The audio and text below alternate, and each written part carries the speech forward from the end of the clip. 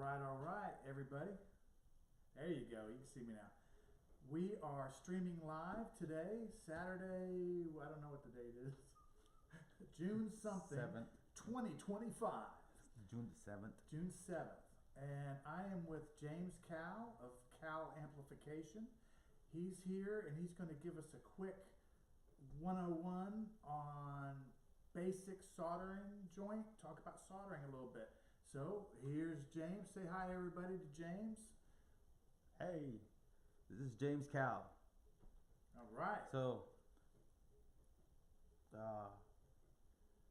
first thing first is safety. Safety glasses.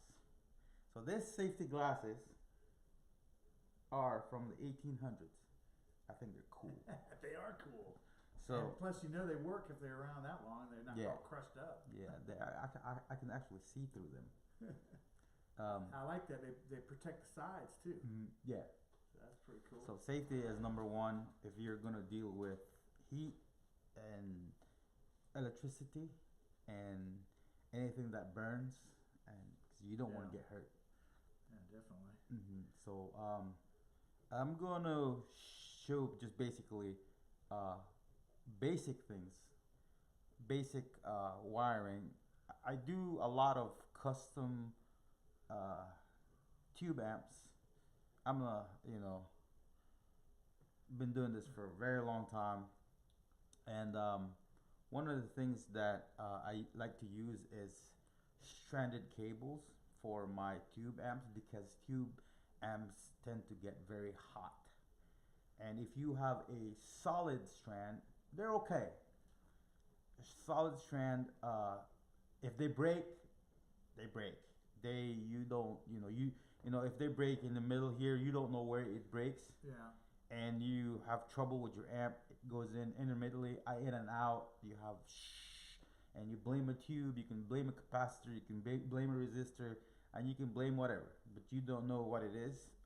So I use a lot of stranded wires for my tube amps. So this one is stranded, and it's very easy to work with. Let me ask you, speaking about the wire, I know one time that organ, the Hammond organ that we had, that we stripped down, and you made sure that I kept the wiring for it, and it definitely looked like great wiring. So I mean, like when those were built, is that better wiring than what they reel out today, or? So far, yes. For its time and era, I was very because of the technology, the tube technology. They needed that specific. But now you find a lot of wires that are just basic, cheap wires because the technology have changed. It's changed to transistor and stuff and vacuum. Well, just digital, Yeah. So you don't need much for communication. But when we're talking about heat, talking about tube amps, and you get that soupy, crunchy sound, or twangy sound. I need to flip this. I need to find me something to set this on. So that's what I'm just gonna show a basic and how I do my soldering, and there is 1,000 ways to skin a cat. Yes. So the way I do it is through experience, and of course through education. Kids, stay in school. I promise, it pays off. Oh yeah, it does. So one of the things that I use is soldering. I'm soldering. So this is a stranded wire. One of the things is make sure after you clip it out, you clean your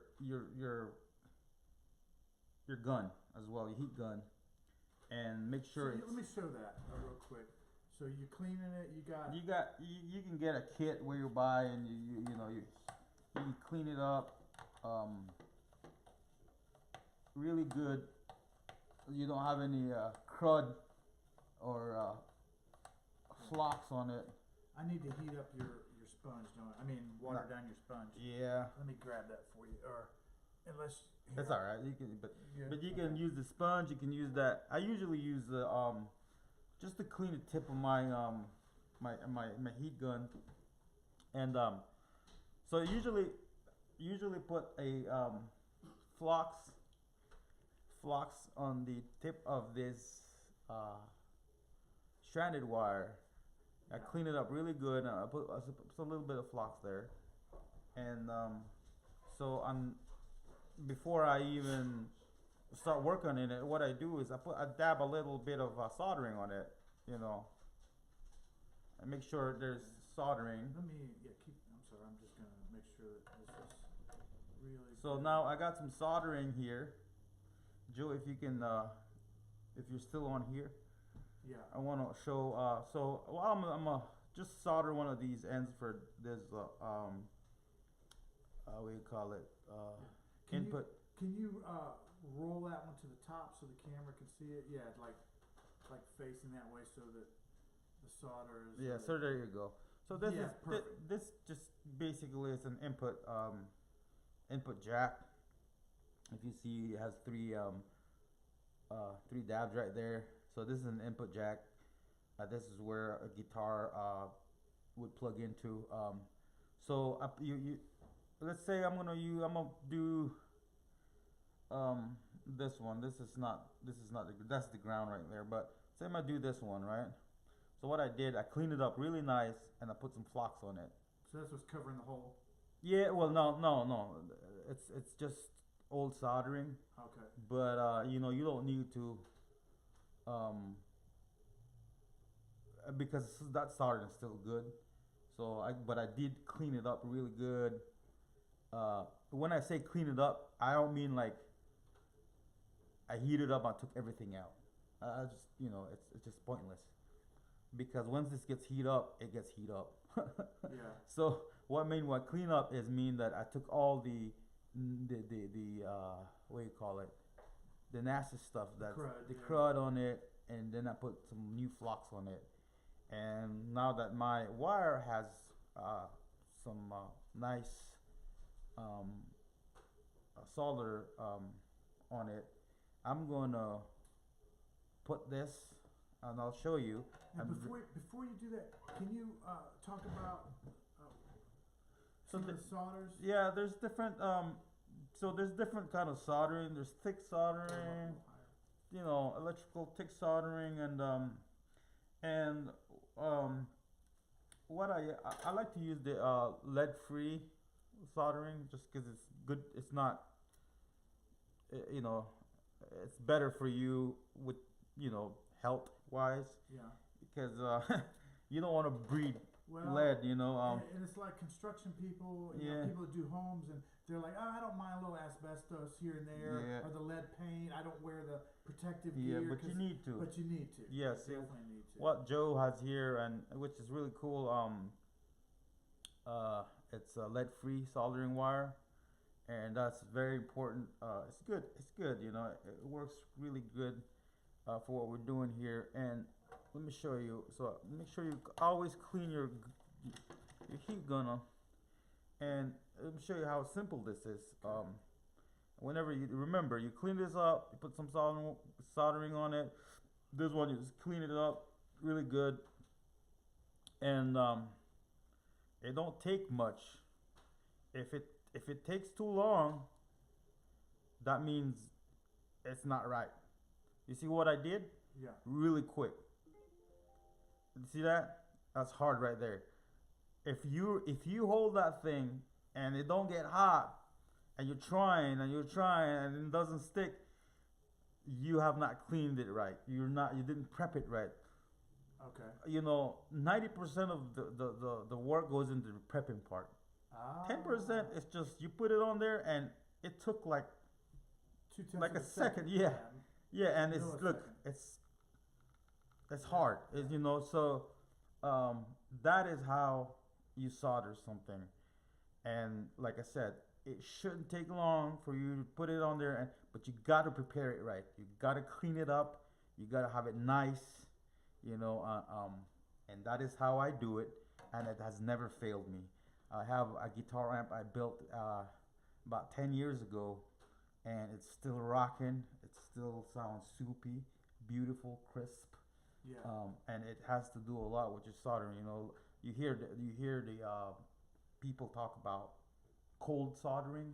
Yeah. That's when you don't clean it right. You have nasty stuff on it. You know, you gotta clean. You gotta sand. Even people use sandpaper, file, whatever. Just clean it. I don't care how you clean it. You know, just clean it. Just clean it nice.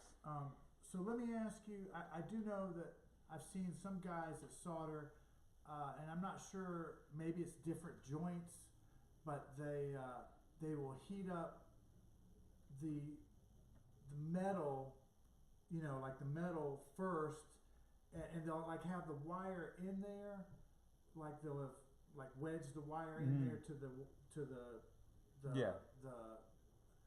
Yeah. the hole with this kind of where you're soldering, and they'll heat that up real good, and then The dab. dab, and then I've seen other people put their solder gun down and hit the solder onto the soldering needle. Yeah. Well, they all work. Like I said earlier, I said there's different ways to skin a cat, Yeah. and it depends on what you're soldering. It Okay. all depends on what you're soldering. This is like the basic. This is how I would do it. If you want good connection, good soldering, And it's all about the connection. It's- That's the root that of is- everything you do. you know, you can put it in there. You can clean it up. You can put the wire in there, put it in the hole, and then heat it up, and then dab the thing. But it's just too much work. But this is more straightforward. Yeah. But it took a lot of prepping. Right. We'll clean up. We'll put flocks on it. We'll put flocks on the wire And itself. what does the flux do exactly? It's just helps to when you put heat on it, it helps to spread it out, and it helps to catch everything. Suck it in there. Yes, it's like when you put you know, you have a little bit of dust, and you you drop a bit of water on it, and Yeah. yeah, it's like a vacuum. Yeah, Okay. it helps it. So that's what it does, and you know, it's very useful, very helpful. Because I know I've soldered a lot in the past and not used a flux, and that might have been my. That you will get cold soldering. You get cold, you know, bad connection sometimes. And where the whole solder piece just pops off. Yeah. Well, man, James, thank you so much. We greatly appreciate it. And until next time, when we go to something else, thank you. And we will catch you the flip side. Yeah. All right. Let me see how to close out. Let me see.